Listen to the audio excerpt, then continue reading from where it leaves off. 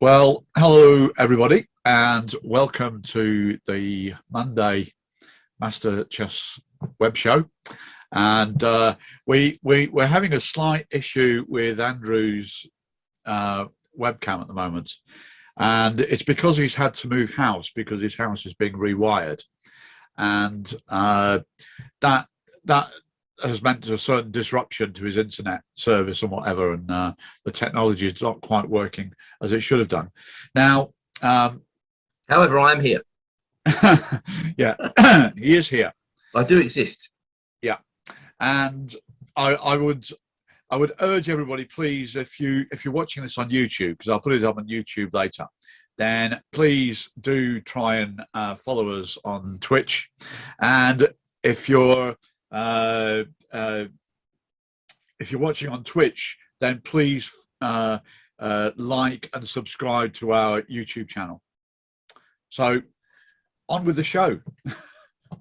And what we have in store today, we've got three. We've got three games. And the first of these is a game played between. Let's just get the screen share up here. The first game here is Ivanov against Vladimirov, and I'll just go back to the beginning of this game. This will be helpful. That's how it finished anyway. So there's a little in between. we have a Caro-Kann defense. Now, those who have been who've had lessons with me and asked about what do you recommend against 1e4, my top recommendation is the French. My number 2 recommendation is the Caro-Kann, and that's what we have right here. Why do I recommend the Caro-Kann? Well, first of all, it tends to be more of a sort of ideas-based opening than some other choices, which I think is quite useful, especially, if you've got to do a day job and you can't just analyze chess openings all the time. It's also got lots of nice pawn structures in, which I like a lot, because when you get this d4, d5, knight c3, this is a little center. Knight takes e4, and then bishop f5 is one move of several. You can also play knight d7 here, and you can also play knight f6. Actually, this line is perfectly playable and not at all bad in my view. Magnus Carlsen actually played that recently. Oh, right, okay. Right, well, he's probably been watching my my chess base video on this. Oh, without doubt. One of his seconds has, and he's just like palming it off as his own work. Magnus, look what I found. This is really good. Didn't say it's all from Nigel Davies. Anyway, that's one pawn structure. Another pawn structure is where they go e5. So now we've got a block position in the center where black will play for c5. And we've got other pawn structures. We've got one of my favorites, which is this one. If they go bishop d3, knight c6. So here we have a position in which we've got probably a traditional minority attack going on for black, with b5 eventually. And for white, then probably something based on knight f3 and knight e5, with rook e1 and some sort of kingside attack. And we have yet another pawn structure with white going c4, which will lead probably to an isolated queen's pawn, or it could go on from there and we could get hanging pawns. So the Caro-Kann, I like it because it's very rich in pawn structures. Tends to be slightly harder to learn than the French, but nonetheless, I think it's quite a good choice. So this game goes d takes e4, knight takes e4, bishop out to f5, and white now goes knight g3, bishop g6. And this is one of the traditional old main lines that Mikhail Botvinnik used to play. He also played the 4 knight f6 line, but not a lot. He used to play this now and then, which has long since declined in popularity since Ben Larsen and David Bronstein were playing it, but it's probably still playable as well. Anyway, knight g3, bishop g6, knight f3. Now black goes knight d7. This is to stop knight e5, takes g6. White goes h4, and black goes h6. That's not to lose his bishop to h5. And white goes h5, black goes bishop h7. And here white goes bishop d3, trading off this bishop. Bishop takes d3, queen takes d3. And now black recently has not worried about white playing bishop f4, but there was a time when he did want to actually prevent bishop f4 by going queen c7. And this has all been very well studied. The move white does now is bishop d2. Now, this h4, h5 plan is probably a good idea, but a little bit controversial because this h-pawn might ultimately become weak, and white does not want to castle kingside that much because he's moved this h-pawn up to h5. And should black play e6, knight f6, and bishop d6 later, that pawn could become under threat. So having h5 in probably means white doesn't really want to castle kingside. Now, the pawn could still become weak later on, but white may also get in something like knight e5 later. So if you imagine that, I don't know if we're actually going to get this structure. Yeah, we can get this here. So if black plays knight takes e5, d takes e5 in this situation, and then knight d7 f4 or knight d5 f4, we get our old friend that we saw in Taras Teichmann a few episodes back, which is the super quart grip, so named by Hans Kmoch, that he thought that this pawn structure was quite good. It is quite good. It's very dangerous for black in the endgame because he may later get in g4 and f5 or g4 and g5, and black's kingside, meanwhile, cannot move a muscle without it contracting very serious weaknesses. So that can be a bit of a problem, and it explains why Vladimirov decided to play knight b6 here. We've got Andrew has managed to solve his technical difficulties while I've been yabbering away. He did a great job there. Great job. Thank you very much. It was masterly. Thank you. So that's a knight b6. White decides to pin the knight with bishop a5, and that we're still in a really big main line here. And his other moves, he's played c4, and he's also played knight b6. He's also played rook h4, which is another motivation behind playing h4, h5. You can hoik your rook out via h4. So that is a known move. Bishop a5 is the main line. And now black harasses the bishop with rook d5. White takes on b6, which it actually starts attracting me to black's position if white's got to do this. And the reason is that I like bishops. Like there's Oh, what else can he do? I mean, he could play knight c4, I guess. Yeah, he could play knight c4. Is that better, do you think? Don't know. Would black then just go like bishop e7 and rook over to d8, the other one? Yeah, I mean, both sides' pieces seem to be in a little bit of a tangle, don't they? Yeah. Well, that's okay. That's okay if you're black. At least you're not getting smashed flat in some modern. So I endured for 10 years before finally coming to my senses.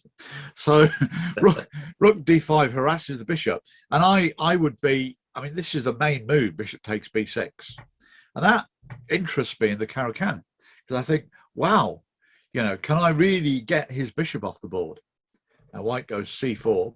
Okay, we've got to go back to d8, but I have a bishop, and I haven't had to go like g takes f6 to get it, which you do in, say, the one line of the French. Now white goes f4. He's taking space all over the place, but very committal. Yeah, the thing about pawn moves is they can't move back. Right. Well, they can move back if you promote them, you know, and make a queen, and then you can move it back. But a pawn itself cannot move back. So the more you move pawns forward, you know, you may be having lots of fun doing this, you know, thinking I've got so much space. But the danger is that your position can implode if your opponent ever gets in. So this king now is, well, he's not that happy. I mean, he's got 2 pawns here. You know, personally, I would probably want to head for a1 or something. But, you know, it's looking a little bit exposed. Black's going to play, if you start mucking around, black plays c5, won't it? Yeah. I mean, c5 is the lever. And break it all up. Yeah, we've still got what's essentially a little centre here. Anyway, this is what black does after f4. Is f4 the main line? No, f4 isn't the main line. C4, in fact, c4 isn't the main. Yeah, c4 is the main line. It's interesting to note. It's interesting to note the ratings of these players. You know, white is graded 1939 and black is grading 1977. So fairly low rated. They're bashing out a lot of theory. It just makes me wonder. Sure, it wasn't their years of birth. No, definitely not. No, I think it was rated. Yeah. It just seems odd to me that 2 1900s are bashing out. How many moves is this? 15 moves of theory, really. Yeah. And white doesn't seem to be aware of the consequences of pushing all these pawns. Well, he obviously likes to take space. I mean, the thing is, they've got Russian names, you know, which gives me slightly more faith in what they're doing. You know, it's reminds me of once I played a Southport chess club match against this team of Russian sailors from a boat that was docked in Liverpool, and I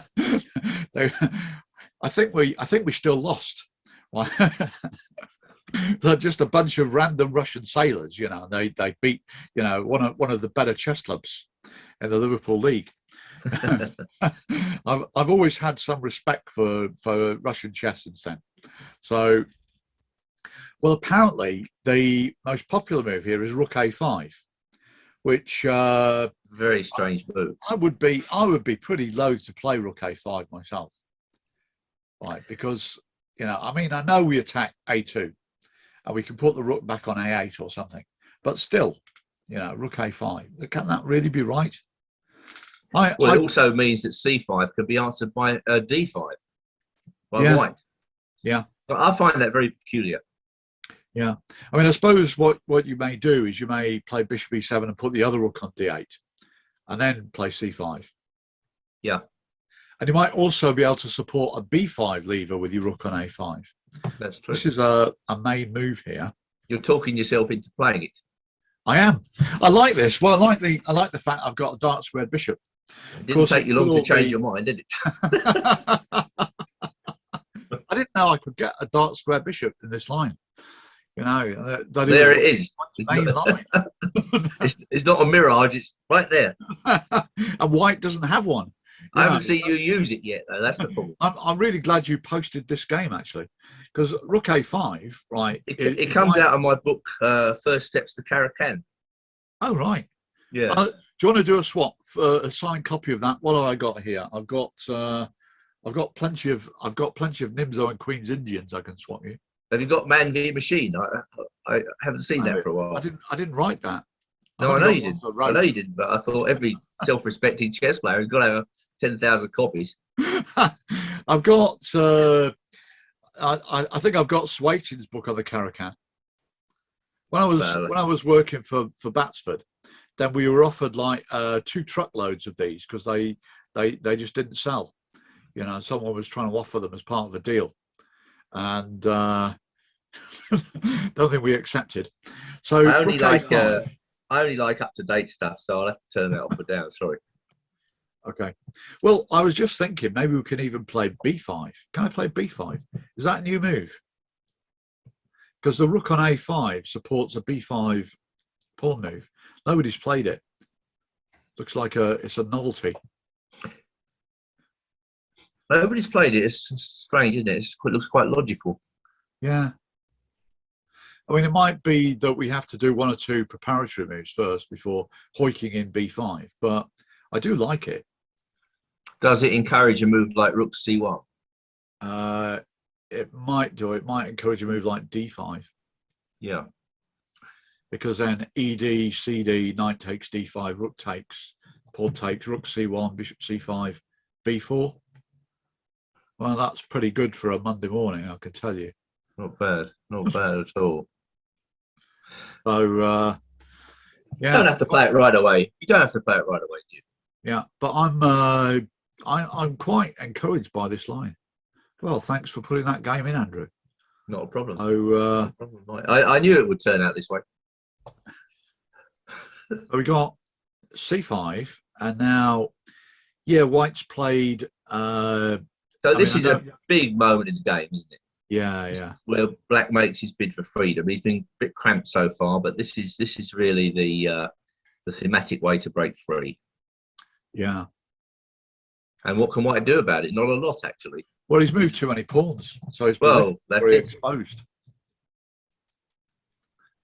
I don't think d5 is very good. I thought White was supposed to play knight e4 early on in this line to get rid of his bad knight on g3. You may well be right. This is all. And then the rook can come out to h3 or h4. The knight on g3 doesn't look that great when the pawn is on c5, does it? It's not supporting the centre in any way. Yeah. And you can't actually get it back into the game that easily. Yeah. Well, DC just looks good for Black. Well, it does, doesn't it? Bishop takes, I guess. Yeah. And should he play knight e4 now? Yeah, bishop takes looks good. Just to get rid of that horrible knight. Well, he does play knight e4. We're still playing another game, actually, between Wallach and Kupka. Another two very famous players. So what? I suppose this is happening because all the higher rated players are playing like the Berlin or something, or the Najdorf. The Capablanca variation of the Caro-Kann is so difficult to crack, isn't it? Yeah. The only trouble is that you can get some very dull positions if White early on, just plays normal developing moves. It doesn't try and get any advantage. He just plays solidly, and it's really difficult for Black then to win.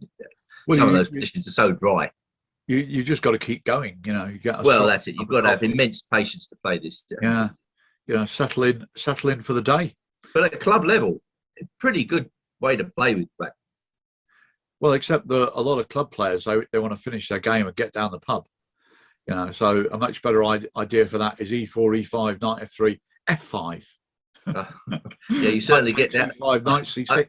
I've played that a lot in Blitz on the internet, and I can tell you it's a quick way of getting down the pub, but not with the result you want. One way or another. I've had definite problems with the White knight on e3. All right.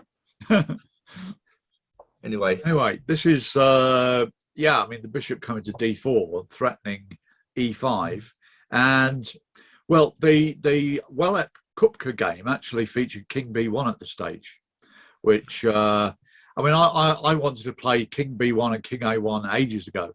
And why is that a pawn? It's not a pawn because he's got knight d6, hasn't he? Yeah. Take on e5 twice. Yeah.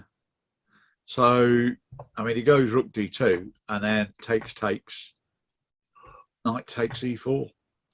And we mentioned earlier that if you move lots of pawns forward, you leave gaping holes in your position. Well, this is a case in point because king c3, well, I guess he doesn't want to do king c2 because of b5. Or queen c5 first, no? Yeah, or queen c5 first. White's left some really big gaping holes in his position. You talked about the endgame, White's advantage with the pawn structure, but this is not an end game in many ways. It's the end of the middle game, and there's a lot of action going on. Yeah. Yeah, this king, he just wants to be on A1 or A2, pawn A3 and king A2. Well, White If I could would even mind that if his queen was on F2 in a position like that. I mean, you just put your queen on F2 at some point. Is that possible? Yeah. Queen C5 looks really strong at some positions. Oh, yeah. Well, I think it's pretty strong here. Oh, he did? Okay. That's what he did. Yeah. C1, queen F2. There we are. Look at that. And White's pawns are right for the plucking. falling like ripe apples. Rook C2, queen G3 check. King B4 going. Here he comes. Heading for the hills. Queen G5. And now, yeah, I think you're right that you should try G4. Okay, can White try C5? Is there something wrong with that? That is, I think that is what he did, isn't it? It's a long time since I looked at this you wrote game. the book. Yeah, several years. So I'm just yeah. Lichess doesn't like that. There's a big fat question mark by that move. Yeah, we've got an engine on somewhere. That's against the rules. Yeah, well, we've got an engine, but we leave those off. What's that question mark doing there? I don't know. Who annotated it? Me. You annotated it, didn't you? Oh, I put a question mark. Okay, it actually reacts to that. Amazing. Yeah. Fair enough. Well, I don't know about you, but when I write a book, it's sort of like I'm a bit like Van Gogh leaving his paintings in the field. You know, I never look at them again, except if I'm asked to proofread them. You know, it's usually I'm glad to get rid of them, you know, because they've been such a bane in my life. So Queen E7, King B5, he knows no fear. Rook D5, King takes B6. Yeah. Okay, well, where was this game played, by the way? The pub, I should think. The front line during World War II. Defense of Stalingrad. Wow. So Queen C7 check, King B5, Rook takes E5, Queen F3, Rook F5, and now we've got a Queen E2 is more tenacious, Queen E4, double question mark. I think that's still your note, isn't it? Yes, probably. And now Rook F4. Ouch. That cuts off the king retreat. Yeah, cuts off the king retreat, and the queen can no longer cover C6. Importantly, so you go back somewhere with a queen, and black goes Queen C6 check, King A4, and then Rook A4 mate or Queen A6 mate. And I think that is the end of that. Which for Capablanca Caro-Kann is quite something. Oh yeah, but I've seen. I mean, there are opposite side castling lines as well. If I was giving White advice as a coach and being paid for my services, I would probably advise him not to march up the wall with his king. This is probably not a great idea. Yeah. How much would you want for that? Well, as it's a life-changing comment, probably several £100. Yeah. As long as he never did it again, he wouldn't lose any games in this fashion. Well, we did mention it. We did mention it with the Bomb Cloud-esque Steinitz Gambit. There was a game of Steinitz, wasn't there, against Steele? This reminds me of that game, but it's a crazy game in Vienna or some King's Gambit where the king wandered all that way up board. Do you remember this? No. Very famous. It's a classic I was very game. young at the time. I think, it was a classic game where White's king wandered up the board like this. Right. And managed to survive, I think. Well, I'm quite taken with the Caro-Kann. I just wonder why I don't have a copy of yours starting out in the Caro-Kann. That's but I'm because I guess it's a question of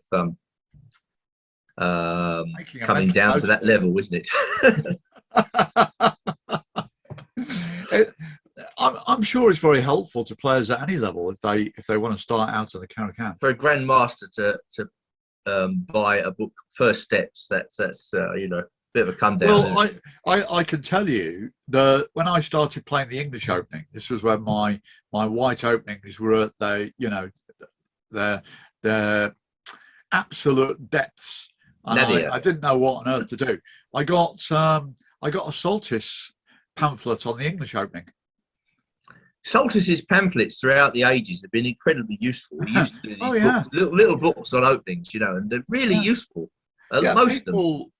People look down on this stuff, but it can be really good. You can be. This is exactly what club players want. They want the little treatise that doesn't extend them too much. They can learn the opening, learn all the ideas, and then get out and play it. You know, they don't want to burn the midnight oil. Huh? or GMs who represent Wales. Exactly. I just wonder who goes through all these incredibly long courses on openings, you know. And they don't. Then, of course, whether at the board against the average club player, nobody plays main line, so all their work is useless. Well, I know it's just absolute madness, you know. But now it's become like the done thing, you know. How many variations in your book, and you know, can you set the engine running and then have it point out a stronger move? If it's within the first 20 moves, you call it a novelty and put it on the back cover as a selling point. You know, it's just absurd. But there we go. Anyway, we've probably got ourselves into a lot of trouble now. But I'll let you take the viewers, the thousands of viewers through the next game. Thank you. Now, where can I find it? It's number 2. It's number 2 on the. I can't see it. I can't see a list here. Yes, okay. Here's my list. Right. Okay. Right. Okay. So I'm going to take you through this epic encounter from the USSR versus the rest of the world match in 1970. I think one of the most famous chess events ever to take place. I think there have been a couple of subsequent matches, haven't there, between Russia and the rest of the world. Today, I think it would be also interesting to see that. But then, of course, I think the rest of the world will probably win the match quite comfortably. What do you think, Nigel, in the present era? Well, it's possible that the Russian team wouldn't get visas, you know, as things stand right now. No, but for the rest of the world, you've got obviously, you know, you've got Carlsen, you've got Nakamura, you've got Caruana, you've got So, you've got Aronian. That's just to start off with. A pulverising team. Yeah, well, it depends how many boards you've got, because if you look at, say, Russia and also Ukraine, 2 countries which are in the news right now, then they've got incredible strength in depth. Yeah. I mean, for landmass, I think Ukraine may actually be stronger than Russia, because, you know, they've got so many people in the 2500s. It's just unbelievable. Yeah, you know, I mean, you look at Britain, for example. Then we've got you know, a couple of players knocking around 2700, and then, you know, dribs and drabs, and then you've got, you know, a bunch of older title players, you know, like struggling to get over 2400 now, because they've all got to play in quite weak events against juniors. So, you know, it's strength in depth. And Germany also, because I did a study on this for my recent degree. I was analysing the number of top players and you know, how many players actually came through. Right, India has got an incredible number of juniors, and they almost all give up. So they only the ones who are destined for stardom keep going. And the others seem to be discouraged from doing chess at a certain time. But you've got a much stronger follow-through rate in Russia and Ukraine. So they've got, like, you know, hundreds of very strong players. Well, okay, going back to 1970 then, the personalities in this match were quite amazing. I think the Russian team had Tal on board 9, didn't they? Was it Botvinnik on board 10? It was something unbelievable like that. It was the strongest assembly of chess players ever to come into one place. And this is the board 1 clash between Bent Larsen playing white and Spassky playing black. And students of chess history will recall, of course, that Bobby Fischer allowed Larsen to take board 1 in this match, and he himself played on board 2 against Petrosian, but probably he should have been on board 1. What do you think, Nigel, even at this point? Well, yeah, of course. I mean, you know, the following year, Fischer won 6-0 against Larsen. Yeah. You know, so, I mean, that makes a pretty good case. I don't think Fischer made up all that ground in 1 year. You know? Well, the thing about Larsen, of course, he was one of the most interesting players ever to play chess. Had incredible self-belief, and he was willing to experiment, something you don't see that often today. Although, curiously, B3 is very popular in the modern era with all its quick plays and its rapid plays and its bullet tournaments. They bash out B3, get an unusual position, and win on time. We can see the logic of it. But Larsen was the great pioneer of B3, and when you play in this pioneering style, you have to accept that occasionally you're going to get pulverized. You can take the experiment too far, and this is what exactly happened in this game. So Spassky, one of the greatest players who has ever lived, just treats this opening in very classical style, developing his pieces. And now Larsen may already push the boat out too far by playing C4. Might not be too bad, but of course these days they all play E3 and then put their bishop on B5. It seems slightly easier to handle these types of positions with white or black, even in Nimzo Indian, when you get rid of your kingside bishop, because then you can play your knight to E2 or knight to F3. You can get F4 in. There's nothing in the way. The light square bishop in this case could get in white's way if he didn't get rid of it. And we're going to see that in this game with Larsen playing C4, and already he's got a slight problem with his light square bishop. What are you going to do with it? And this is the issue in these positions. Andrew, isn't this a Katimilov Sicilian with colours reversed? Probably, yes. Almost certainly, if I could pronounce the name. A 2b6 Katimilov Sicilian. Yeah, is that any good? Not especially, but you know, if you're maybe slightly better with white. Yeah, it doesn't look very good, to be quite honest. Now, white played knight F3 again, very experimental move. Part of me says white should be playing G3 here to play bishop G2, but then black just goes D5, and I don't know. It all feels very weird. You know, white's playing a kind of reverse modern, but I don't trust this for white. You know, it's just too easy for black to get a decent position. Well, wouldn't you go D4 and then take space? Well, just here. Yeah. You could easily do that and just say the bishop on B2 is on the wrong square. Yeah. And the pawn on B3. I mean, one of white's main levers in a position like that would be to play for B4. So the pawn on B3 is also like losing time as well. Well, I would say black is better after D4. I mean, maybe white should just go E3 here and play some sort of hedgehog. If he goes D5, just take it, knight takes, and then you could go bishop B5, or you could play A3. I'm pretty sure that is the best way to play this position if you're going to play it at all. Yeah. But then this can't be too bad for white at all. This is like hedgehog, reverse timing off or something, and this probably means that black shouldn't go D5. But then what should he do in this position? You know, so I think that is basically black's best move. But here we see Larsen's experimental approach with knight F3, and that is pure provocation, really, because it doesn't take Spassky long to realise that he should actually push this pawn and then attack the knight. And this is just simply classical chess. He's gaining time on the opponent's position.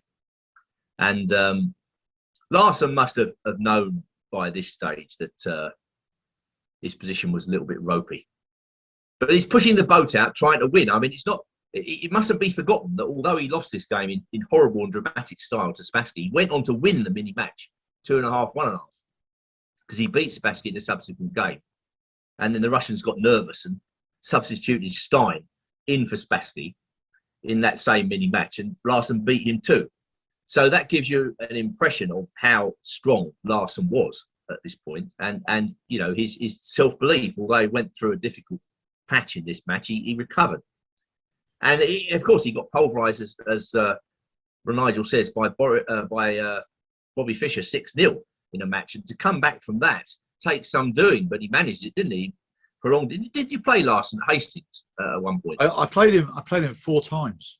Oh, really? And how did you get on? Maybe 5 times. I think I was probably -1 against him. Right? Yeah, I lost 2 games. I won at Hastings, lost at Hastings. I beat him with a queen sack. He wasn't happy. I can tell you that Larsen didn't like to lose. So he didn't like to draw either. The post-mortem was interesting. And we had, he beat me in a Bishop's opening somewhere as well, and then we had a draw. So it's 2.5, 1.5 to him. And what was your impression of him? Well, he was very entertaining, you know, but he didn't like to lose. No. And he didn't like to draw. He would play on forever rather than draw with you, you know. And you know, he had he was always one thing I noticed about Larsen actually was this was a tournament in Denmark that we both played in, and when I usually, he was usually in breakfast at the same time as me, and he would start discussing my game from yesterday, right? And he'd obviously whether you liked it or not.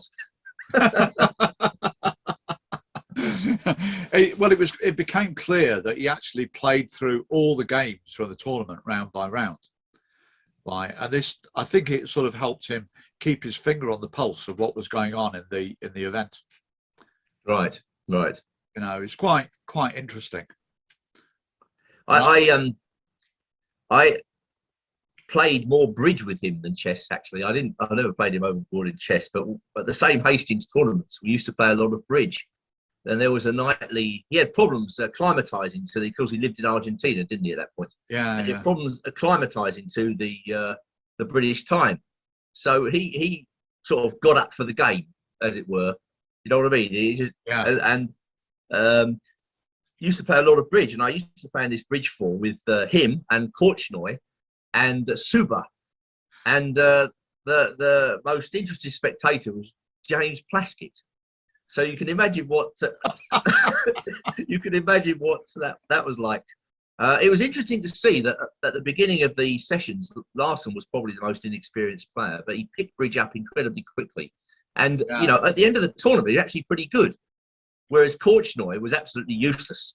And you know, if you were his partner, you wanted to get out the rubber as quickly as possible. And Suba, as cheaply as possible as well, if you could manage it. And Suba was actually incredibly good at all games. And Plaskett, of course, was only there to stir things up.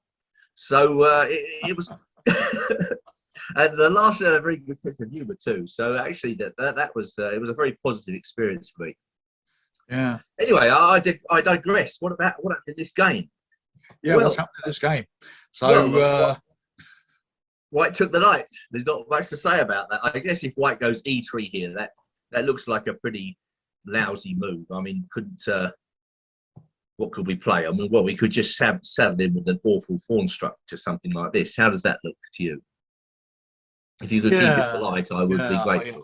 I guess, because now D4 is under threat, so you've got to do something radical. I hope you don't have to play C5, but that would be hideous, wouldn't it? Yeah, I'm not seeing a particularly great alternative. Anyway, he didn't do that. He went knight takes C6. Black took back, and now bishop F5, and then queen E7. So just by playing straightforward moves, one development move after another, not losing any time, the double pawns are no inconvenience to Black, really. They just enable him to put his rooks on the central files. Black has obtained an incredibly comfortable game, which, although you're Boris Spassky, you wouldn't necessarily, expect to get at a high level against one of the world's top players. You're going to suffer for a little bit with Black, or you should do. But here, it's White who has to suffer, really.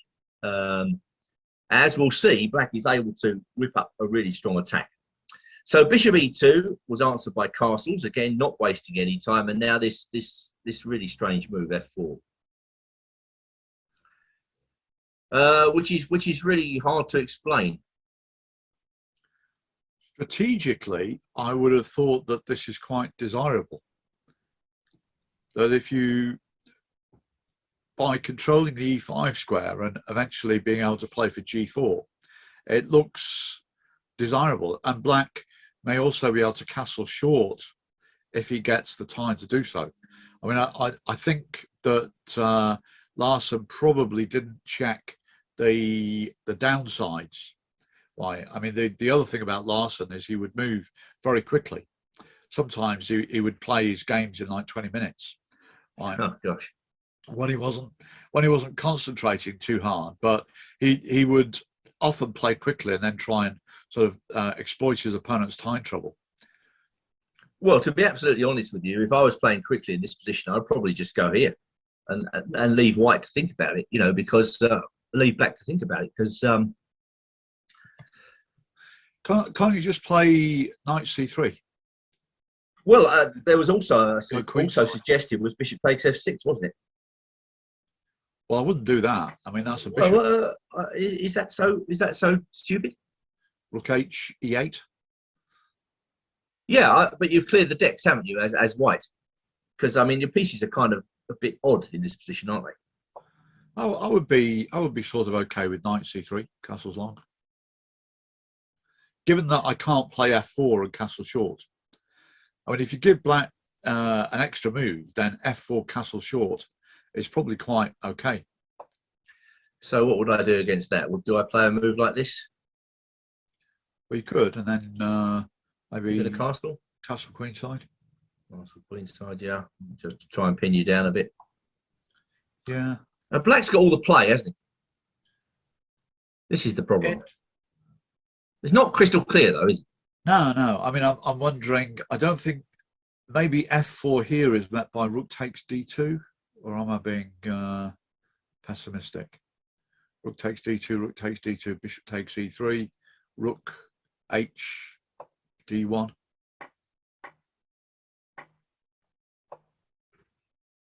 What do? You take this? Possibly take that, yeah. And King B1. Yeah. Oh no. Is there an E3? Yeah, there's a trick, isn't there? Yeah. Bang. Look at this. Oh dear. Yeah. That's well, it's yeah, but I mean, I in theory, I would like to play F4 for the pawn structure. Why? Well, that's what he did. Yeah. And Spassky says, to hell with the pawn structure. What about the piece structure? And he plays knight G4. So this is thinking about Queen H4 check. This is thinking about some sacrifice on E3, perhaps with the bishop. And White is going to rue the fact that he hasn't really found a safe haven for his king. G3, like, really not a move that was planned.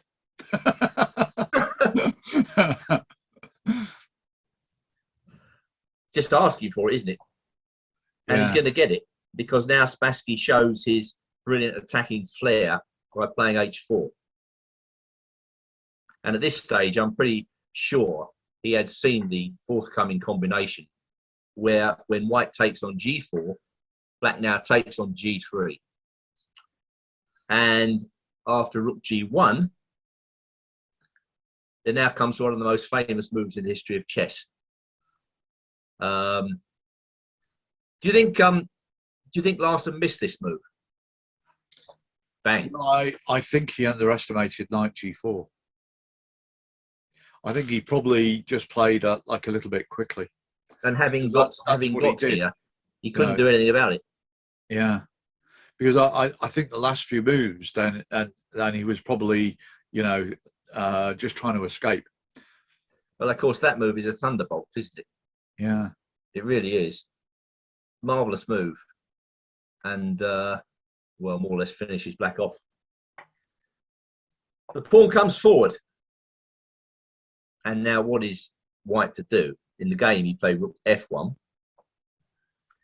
If he goes rook g1, then check. King d1. And now queen comes into h1. And I think white is completely stuffed, isn't he? Yeah. To coin a well-known Russian phrase. Like a turkey. So just to go back, Larsen played rook f1, which is a pretty miserable move to have to play. The check, the king, another queen, and Larsen resigned. Let's just see why. So if he takes on f1, what do we do here? How do we finish him off? Bishop takes g4 check. And then a check. Yeah. And that will do. And that Thank you very much. Well, of course, the match was replete with games not quite as brilliant as this one, but of games of extreme interest on all boards. And if you haven't checked out this match, I recommend you do so. Russia versus the rest of the world, Belgrade in 1970. A feast of chess, and you'll get to see more brilliant games like this one. So that was our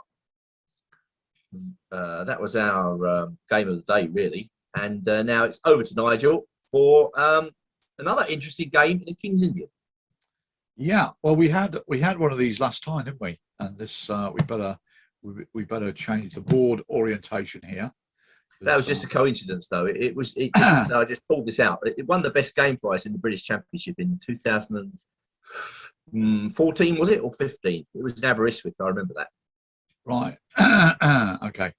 So we had a knight ge2 King's Indian. Now, Chris Ward plays very sharp chess, and I think he also has played f3 in this position, hasn't he? Yeah, I just should say he was British champion himself in Nottingham 1996. Right. But the British Championship has eluded Mark Hebden. It's something which I feel Hebden should have won over the years, but he's never quite managed to do it. He's still trying, though. He's always been there or thereabouts. Yeah, that's he's always been in the running. Yeah, that's it. You were saying about f3. Can we just go back to us? Yeah. In this position, c4, g6. So not h4, which is very fashionable these days. Probably g4 will be fashionable soon. But, what's this? Alekhine's anti-Grunfeld, isn't it? Yeah. But this has been pretty popular. It was played in the Anand Gelfand match, and there's been a couple of books on it as well. So the idea is that you're going to play e4, and if black plays d5 for a Grunfeld, then you take, knight takes, and play e4, and black cannot trade his knight on c3, which is usually what happens in a Grunfeld. So it's got some plus points, and I believe Chris Ward has played that a lot. But yeah, if can we just go back a couple of moves? Yeah. F3. No, not that far. Just keep to f3. Yeah. If black goes into King's Indian this way around, like this, there are some advantages in delaying that knight on b1 coming into the game. For instance, if black tries to play in a kind of classical style, the knight can come to c3, can't it? And you can put the other knight on d2. Yeah, that happens in a few lines. I mean, I think it's a very interesting line. Yeah. I can't say I've researched it in great detail, but it's not at all silly. Well, I've got a book in my collection by a guy called Alan Savage. It's an old book from the USA, and he analyses this. And he encouraged me to look at this more closely, and I'm slightly worried about this move. This is a possibility which Black can try. Very surprising possibility, and yeah, I'm not sure about this from White's point of view. You get into a kind of very weird Budapest-like position, or something from another planet. So if White wants to play this variation, he's got to know what to do against this. I'll leave it at that. Right, okay. It's under my pay grade to reveal more. Okay, so what? Knight C3, and now we have a standard King's Indian, and then Knight GE2. And Mark Hebden was probably expecting a same-ish, as the note says. Well, of course, you can get a same-ish now by going F3, can't you? Yeah, it's one of the lines of the same-ish. Normally, if you reach a same-ish the other way, if you reach a same-ish like this, F3, then after this move, White has got a choice between Bishop E3, Bishop G5, and Knight E2. So White's been committed here to Knight E2 if he plays F3. But he goes here instead, which is the old Kramer variation,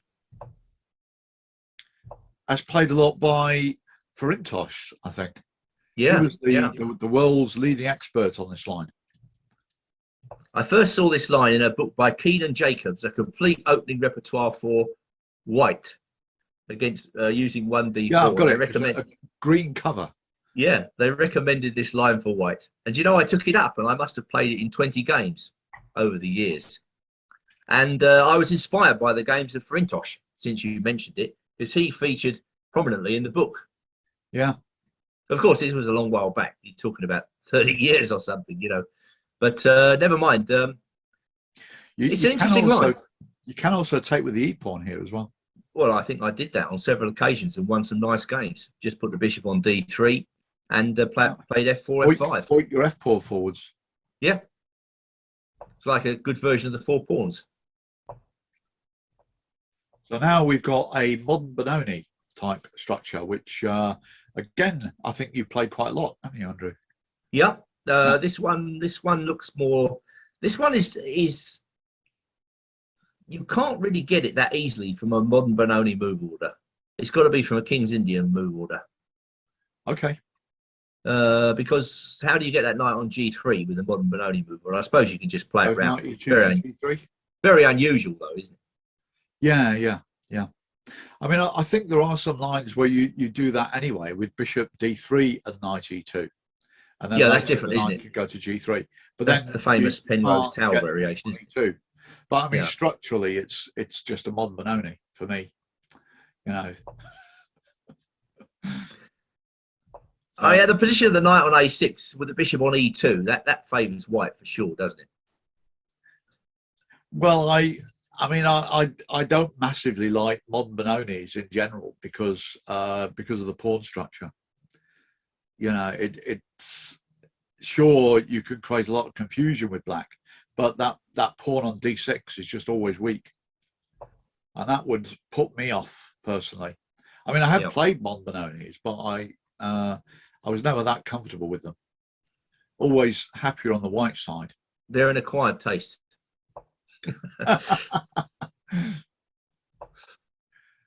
Here we go. Out of the Benonis, I've liked the Czech Benoni a lot more because you can you get this fireproof. Well, it's not exactly fireproof. It can still burn down, but it burns down slowly. You've got more time to panic while your house is burning down. So H5, Bishop G5, and he's getting ready for F4. Yeah, this is an extremely dangerous position to have. I mean, it's probably... The knight on A6 looks way out of play, doesn't it? Yeah. Queen on C7, they're sort of tripping over each other's toes. When's he going to put that knight in on B4? This is the key. I mean, it should be in there already, perhaps. I think in general, the safest place for the knight in a modern Benoni is on D7. Yeah, then you've always got to be aware of E5 takes F5 by White, haven't you? With your pieces tangled up. But it would be better than this because this looks horrendous. That's an interesting move, isn't it? Bishop h4. No, it's got to be played, but you know, Yeah. it's a bit of a rarity, isn't it? In this type Yeah, of well, it looks slightly funny because the knight's on g3, but I'm sure it's fine. There's no way Black's to. knight on h7 looks a bit funny as well. Your my opinion, my humble opinion. Yeah. Well, this is. It looks, if Black Dodgy is the word. is betting on Bishop h6 to save him, Yeah. then it's not good because you're just going to be able to move the queen. That So Bishop c4 move also very good. You know, this is the way he builds up in this game is impressive, isn't it? yeah. Well, it all looks very simple. I mean, when you're playing it, it's a lot harder, of course. But and here we go, Queen f2. And I would say at this point that basically Black is busted now because none of his pieces are making any sense. And White, as you have mentioned, is about to play e5 and f5. Or the king side is looking very fragile for Black, isn't it? Very fragile. Oh, it's just horrible. So I mean, personally, I like my pawns back. You know, if I can have that pawn back on g7, this pawn back on h7. If I wanted the king anywhere now, it would be on a8. Have the rooks hanging about over here. Rook on g8. Yeah, it probably wouldn't be bad if you could swap that king with that rook. It's probably not such a bad position. I mean, I think if you could make 30 moves in a row, you could make it to equality here. You know. Probably starting king a check, rook g8, rook g7, king g8 to f8. just get the king out of I think the dodge. drugs are kicking in, Nigel. You better get on with the show. It's just the coffee, you know. So yeah, we don't want to keep people. I'm sure everyone's got better things to do on a Monday morning. So here we go, breaking through with e5, and if you take this pawn off, he's just going to recapture, hitting f7, which is very uncomfortable indeed. Well, those two, I mean, we could just show that, you know. I mean, you don't want this kind of position with Black. You know, this is back in sort of, you know, Morphy against allies. Other. Except Morphy would only have one rook because he gave rook odds. But yeah, so e5, bishop takes a4. Well, that's not going to help him. I think we can reasonably say e takes d6, queen here. So he doesn't want to play queen takes d6 because of knight ge4. And then White's ready to go d6, f5, all sorts. So Black is trying to get some sort of counterplay. He wants to go knight c2 in an ideal world. And White pins him. Black goes b5. You must go b5. And White now goes d7. Hitting the rook. The rook comes here, hoping to get this misplaced bishop to take it. And of course, White doesn't want to know. He does queen takes c5, pinning the b pawn against the queen. And Black, of course, can't put a rook on c8 because that would be taken by this monster pawn on d7. So a slight twist. What I liked about this game was a slight twist. You know, you think back, White's going to crash through on the king side, and he does, of course. yeah. But then we get this skirmish on the queen side. The threat now, by the way, is to take on a4 because which actually Hebden allows, doesn't it? Yeah, the Black would lose the queen, I think, after rook takes a4. He's got no square for the queen. So that explains why Black went bishop f8. And White then played d6, renewing this rook takes a4 threat. Remarkable position. Rook takes d7, rook takes a4, bishop takes d6, queen takes d6. And now after b takes a4, White takes on g6 check. So I think Hebden is hoping for queen takes d7, queen c5 check. Yeah. Not that that would necessarily save him. But unfortunately, White's got a pile driver, hasn't he? Yeah, he does. Queen takes g6 check. King here, bishop f6 check. Was Chris Ward in time trouble? Do you remember why? You're asking now. I mean, the game goes on for so long, because I think you were doing the commentary of the British Championship at this time, weren't you? I was, but it was 8 years ago. So to ask me to recall an individual game, positions on the clock. If I had to guess, I would say if anybody was in time trouble, it would probably be Hebden. But then he moved so quickly that it's very unlikely. Yeah. But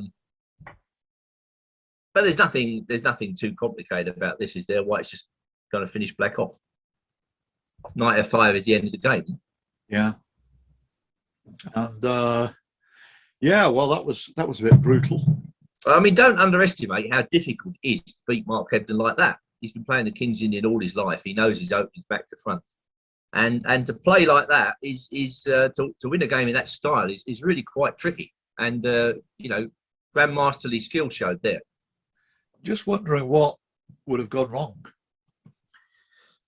Well, just carry on for the time being. What happened again? Just play through moves rather quickly. Yeah, because I think that knight on a6 never played a part, did it? Yeah. So here the main move is a6.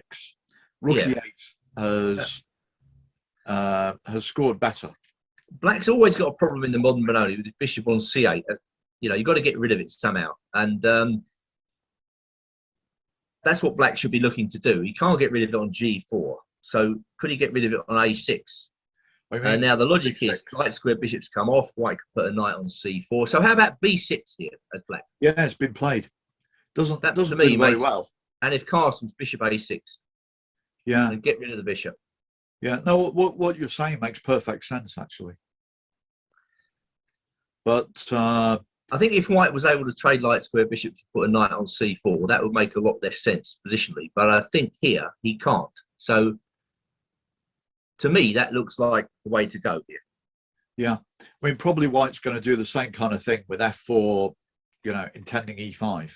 I mean, Rook e8 didn't actually come to much, did it? Because e4 is protected by the knights, and therefore, if you a6, yeah, I don't like that. The move pawn to a6 has been played, and then White goes a4 usually. Okay, do that. Let's. What about this Crum George IF idea? Knight fd7 or something. Knight e8. How about that? Knight e8. Yeah, maybe. And then f5. What about that? Yeah, I mean, what happens if you just do a standard modern Benoni move, knight bd7? Well, he goes bishop f4, I think. Bishop f4. Now knight e8 or queen e7. Well, knight e8 now. Okay, queen d2, I guess.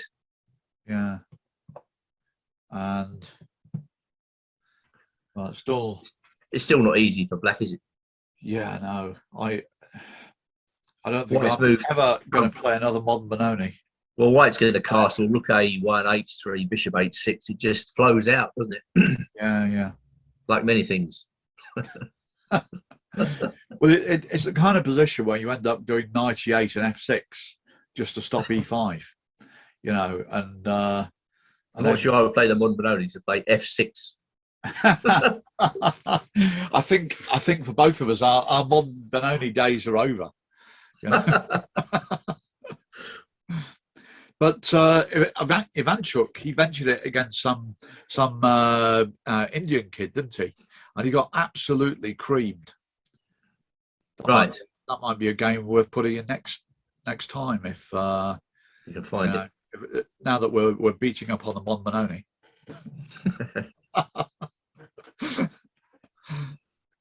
But some interesting games today. Yeah, nice pick. I should tell the readers that we do have a division of labour here.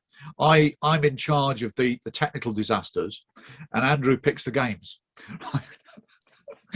So actually, if there's anything you want to see, you can just send us question or a request, and we'll definitely take a look at it and see what we can do. I'll try and put a contact form up at Master Chess Roadshow webshow.com. Yeah, we've got a website now, haven't we, Nigel? Maybe Yeah. you can mention this to the readers, the listeners. Yeah, but there's no contact form, so they can go there, but they can't actually contact us. But I think they can do it. They can do it via our Facebook link, which is on the site. Okay. Right. And also we've got. They just want to remind everyone, please follow us on Twitch if you can, and also subscribe to our YouTube channel and like the videos, because we need to get our ratings up. At the moment, we're right at the bottom of the pile. Some might say where we belong. Well, we would like to improve it a bit if we can. It would be nice. Make it feel worthwhile. So yeah. On that note, thanks very much, Andrew, as usual. Nice selection of games. I'm glad I got my camera working anyway. It was a bit embarrassing at the start. Yeah. How's the new place, by the way? Well, it's taken us a few days to get it into shape. I'm here temporarily. I've got to move again in 3 months' time when the place has been rewired. So it's going to, it was very strenuous. It's always strenuous and stressful moving stuff, Oh, yeah.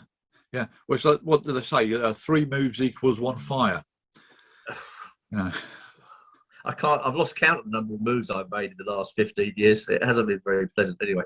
Never mind. I'm sure you've done a lot of moving in your life, haven't you? Yeah. It was mainly when I lived with my parents. They moved house like 30 times or something. Oh gosh. And it's been a lot less, since I cut loose. I wouldn't wish it on people if there was a way to avoid it. That's for sure. No. Anyway, we're all right. We're going now, and everything should be set fair for the rest of the 3 months. Okay, terrific. Right, so we're back on Wednesday morning, and this will go up on YouTube later today. Thank you all for watching. Yeah, thank you, everyone. And thanks, Nigel. Cheers. Yeah, thanks. Bye.